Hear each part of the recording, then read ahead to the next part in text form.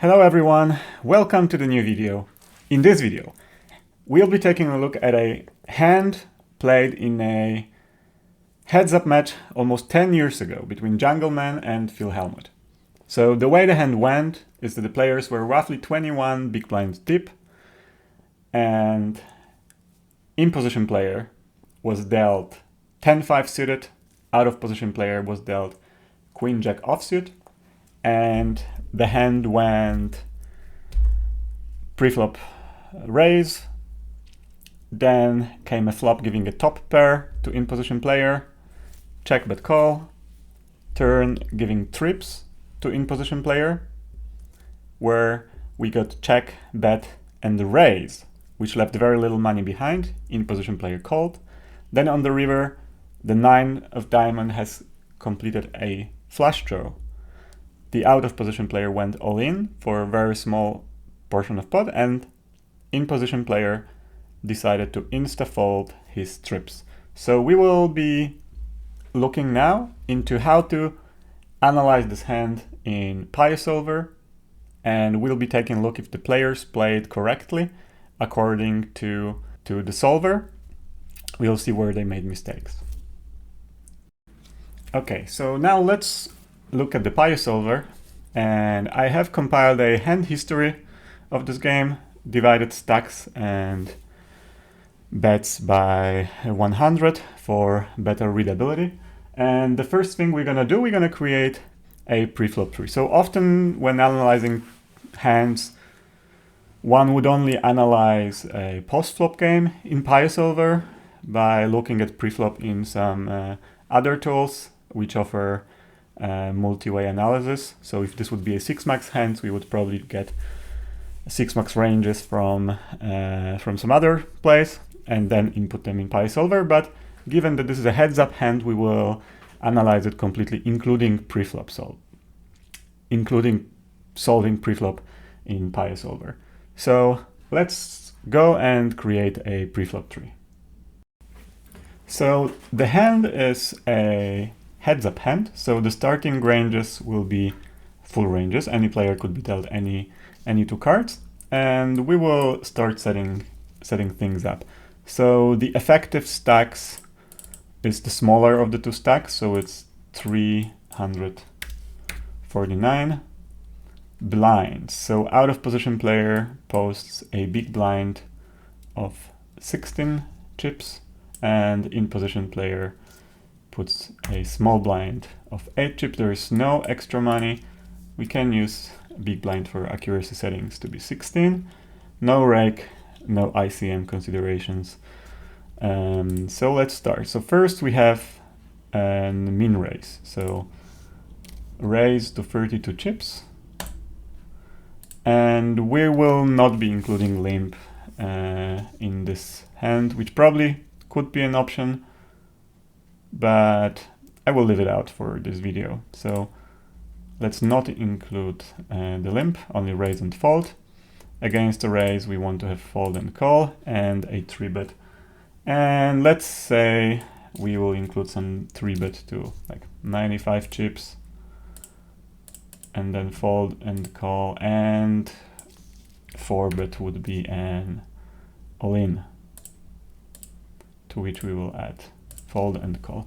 So this is our tree, and now we can see that the green nodes selected in this tree view are the ways to reach postflop betting. So now we have to specify what would be the postflop for the 2-bet pot and for the 3-bet pot, and we will be solving postflop separately later to see if player made mistakes postflop. So for preflop, we only care that the tree makes sense. So we will just add 1 bet size everywhere so that we can have bigger flop subsets. So for example, I guess we can maybe use the 2-bet pot 3 for both. And in 3-bet pot, yeah, I think for the preflop solving, we don't need donk sizes. They usually do not add much EV and can increase the tree considerably. And for The same for out of position player. No donk on the flop, no donk on the turn, no donk on the river. Maybe these bet sizes are a little bit too big, but on the other hand, yeah, I think maybe it will be better just to having like half a pot bet size everywhere, given that the stacks are so shallow, and in a 3-bet pot, even more so. Okay, so this would be our preflop tree. So now we can select a flop subset, for example, let's say 100 to flops. We can estimate the size to be 29 gigs. Okay, I will have to clean some memory to let it run. So now I will let it run and I will come back with the results. Okay, so the preflop tree calculation is completed. I solve it to half BB per 100 hands. And we can take a look at the strategies computed by the solver. So we see that almost 82% of the range opens. So 10-5 suited is a clear raise here. If we look at the strategy and DV, we see that 10-5 is not a hand we are happy to see. So on average, we're winning, when we're raising, we're winning 3.5 chip, and we already invested 8 chips into the pot. So we are not winning back even half of a small blind. But nevertheless, it has positive expectation to open. It's better than fold, so that's what we do. We can also look here for example at EV in position. So fold will have 0 and raises will have a positive EV. So we still see like that the 10-5 is, yeah, it's not one of our best hands, but it is a hand we have to play nevertheless. And hands which are winning more than the small blind invested are, for example, 8-5 suited or 8-9 other. But okay, so the open was the correct decision. So we can say that it's okay. And what's then? So we have a raise, and let's look at strategy and DV. So the out of position player has Queen Jack offsuit here. And we see that fold would be a massive mistake, but of course, nobody will fold this hand here. And it seems like it's break even between raising and calling. So in the equilibrium, the solver prefers the call, but it is mixing, which means that it's, yeah, it's roughly okay to do both. So if we would have slightly stronger holding, like King Jack or Queen 10 suited or Queen Jack suited, it would be a pure 3-bet, but here it's a good call. So now that we have it, we can like select any flop, and we will not analyze the flop with this preflop solution because we have not focused on setting up the right betting structure. So what we're gonna do now, we will do create subtree configuration, and we will create a flop solution from the ranges which players should have at this point. Okay, so the first thing that we're gonna do, we're gonna clear all the betting structure that we copied from the preflop solution and set it up from scratch. So the first thing we're gonna do, we're gonna make sure that every bet that has been played by one of the players is included in the betting configuration, and we will use a visual editor for that. The visual editor will work only if we already have some bet sizes in the tree. So I will add all-ins to the river and then open this visual editor. So we will try to add all the bets which happened in the game to both players.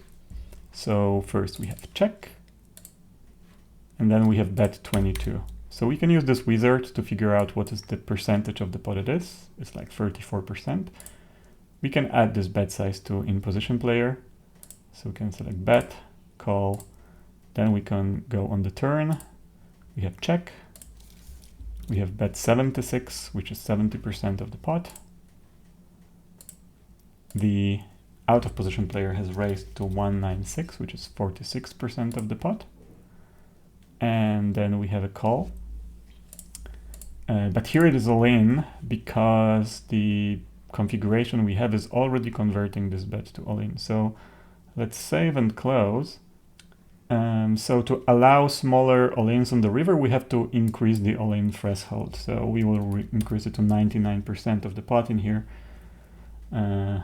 And go back to our Visual 3 editor, and we can go check, bet, call, turn, check, bet, raise 196, call, and on the river we have this all-in. So now we should also give some other options for players in all cases. I think we should give out of position player an option to donk here, say like some small donk, like maybe the same even as the OOP player, like 33%.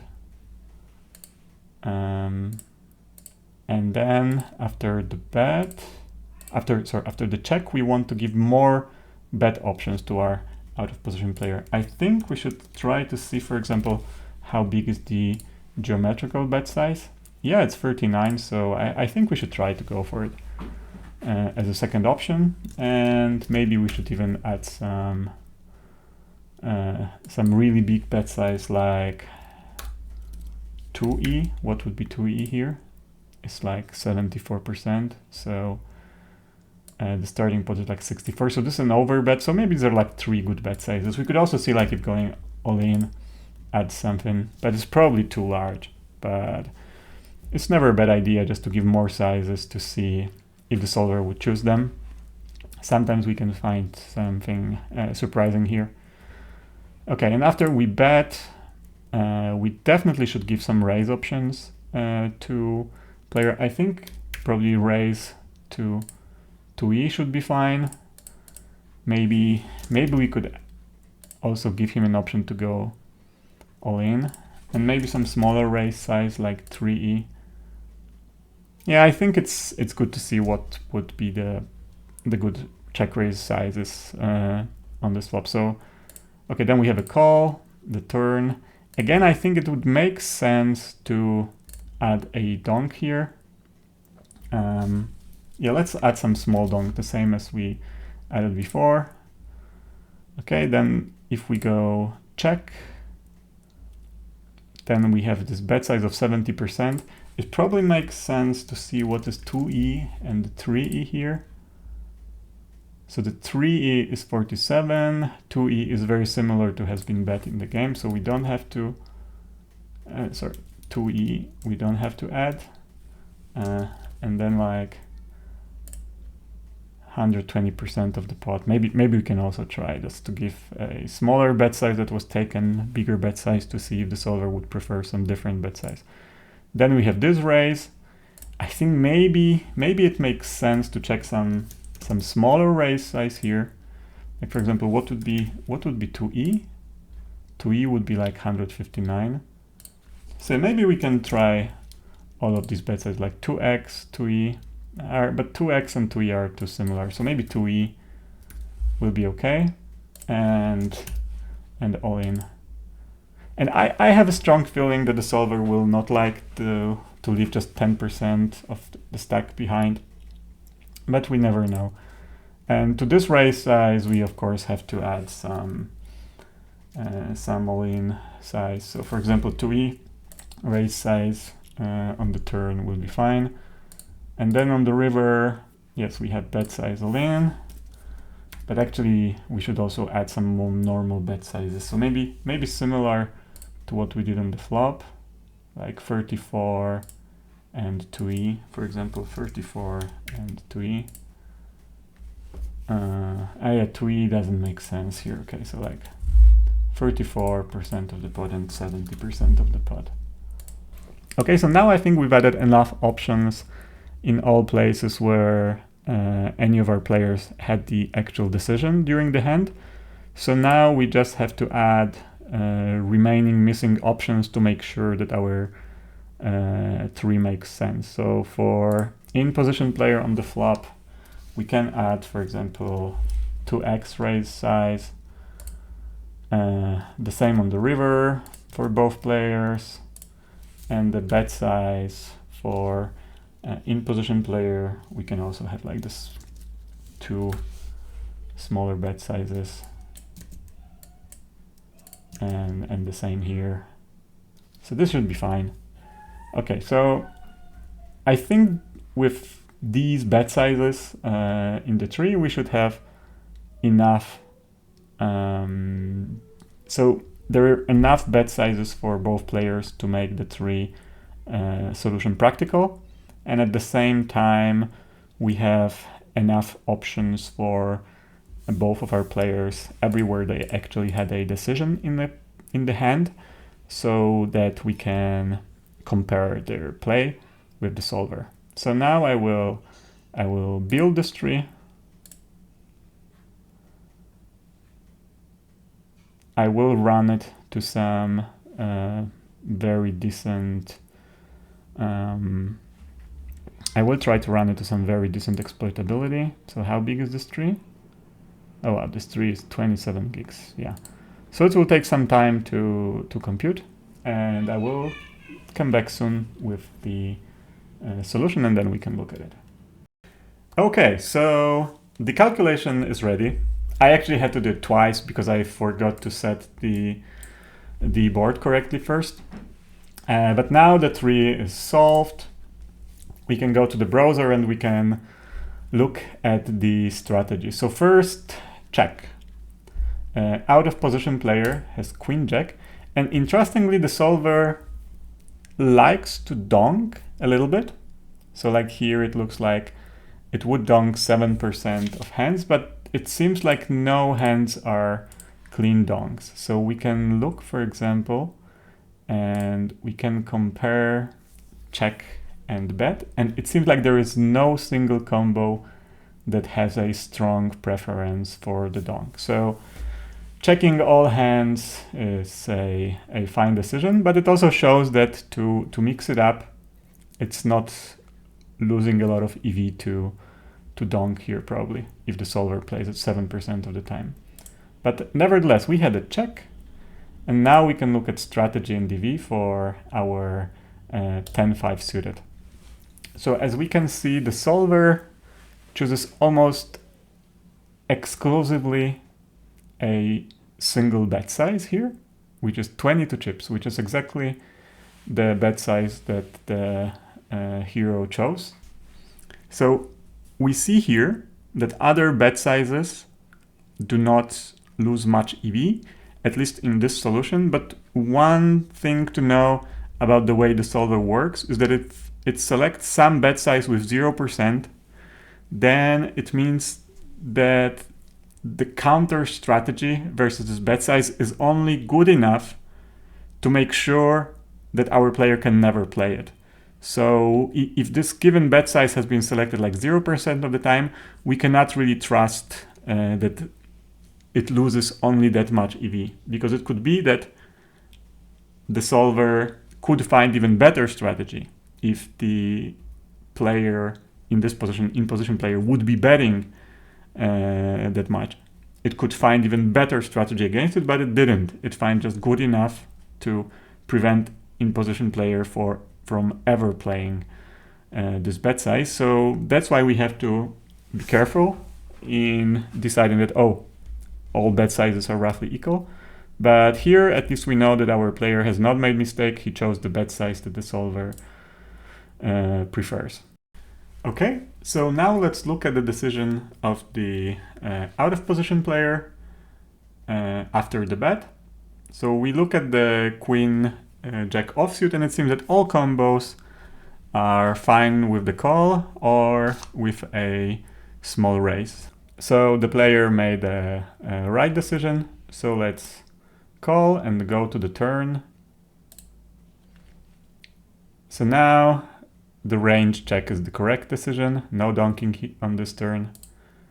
We can go to check. And now we can see again at our 10-5 suited what are the best options here.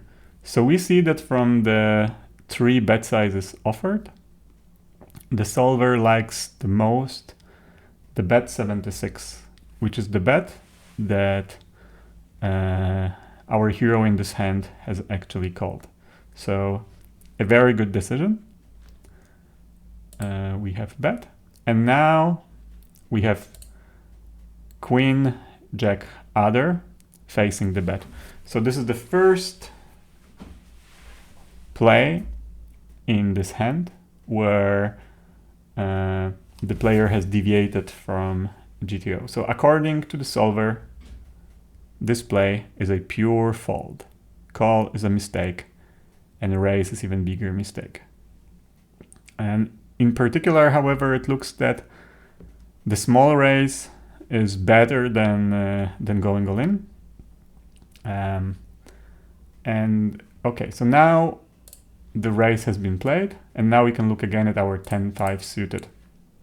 So it seems that both raising and calling are very fine options. So fold is obviously out of the question. So we have a call, and now we have our scary turn, 9 of diamonds, completing the flush. So now the Queen Jack other should not even be present in the range. So we can disable square size proportional to weight just to see what the player should do. So now that he already put that much money in the pot, both bet and check are fine. And just to see versus bet, Queen Jack offsuit is even a call. So Queen High is a pure call in this situation where you put so much money in the pot already. But we play the bet, and then 10-5 suited should call. Or should it? I must admit I got confused a little bit here, because the solver shows a almost pure call, while at the same time showing that the call has negative EV. And the unfortunate reason for that is that out of position player should never have played this line. So it means that according to the solver, current range of out of position player is almost empty. There are probably some just few hands with epsilon weights. So the EV versus empty range does not exist pretty much. So we see here EV versus some artifact, some garbage range. However, we should be able to trust the strategies here, because the strategies have been computed when this line was still being taken by the out of position player, and we had to come up with this strategy that was good enough to make out of position player never go into this line.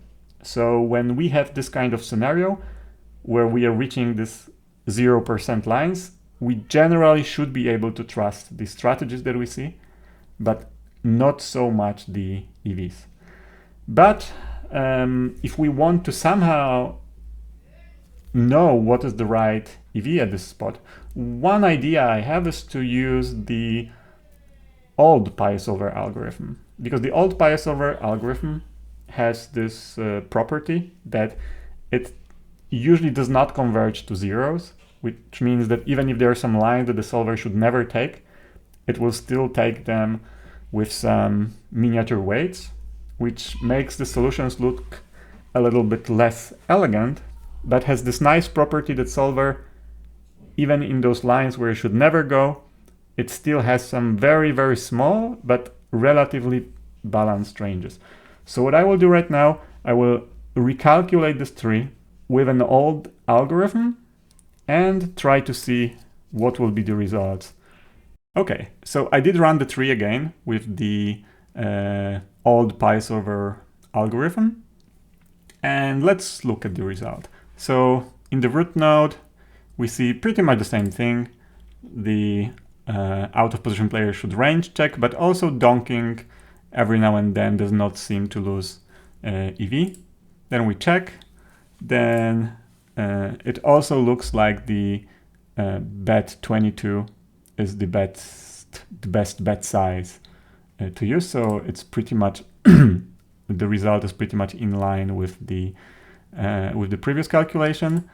The same in here, where the call and small raise has the same EV for our queen jack, so call is good enough. Then we go to the turn, where we have 10 of spades. We see range check, that's fine. Then we have different possible bet sizes, and the bet size chose by the hero in our hand is the one that should be chosen in this spot. So this part is good. Queen jack offsuit should be fold, and basically the raise 196 should never be used by the out of position player. But this is the bet size that we should select nevertheless. And then 10-5 suited is indeed a pure call according to this algorithm. Okay, then we select 9 of diamond as a river. So now queen jack offsuit should check, but bet is not a big mistake. And now we see the strategy is pretty much similar to the one we had in the new PioSolver CFR algorithm. But here we see that the call is pure and the EV is fine. So now if we look at the range of OOP, it's still not there. And we do see that, but it's more balanced. Like it's still, we see the same thing that we've seen before, that is 10-7 suited is the most likely holding here, but it's not the only holding here. So if we would look, for example, at the range distribution here, we see that it's trips, or it could also be some low pair with small property, or third pair, but also some lower trips. So anyway, against this very, very, very tiny, but still balanced ranged strategy, and DV gives a pure call to these two combos, which means that it was a bet theoretical fold on the river. So yeah, so this was an example of white magic where Phil Hellmuth played something that's completely out of the GTO to confuse his opponent and win a pot. Okay, so I hope we've learned something from this video, how to analyze a simple hand in PioSolver, but also we have learned some quirks about how does solver work in the 0% lines. So yeah, this video is already too long, so I think it's a good time to end it. So if you managed that far, thank you for watching and hope to see you next time.